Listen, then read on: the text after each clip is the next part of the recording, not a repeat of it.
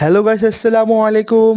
আপনাদের জানাই YouTube channel থেকে সুস্বাগতম। আজকে আমি চলে এসেছি বাজিগার পাখি নিয়ে এবং পোষ মানানোর জন্য কীভাবে পোষ মানাতে হয়।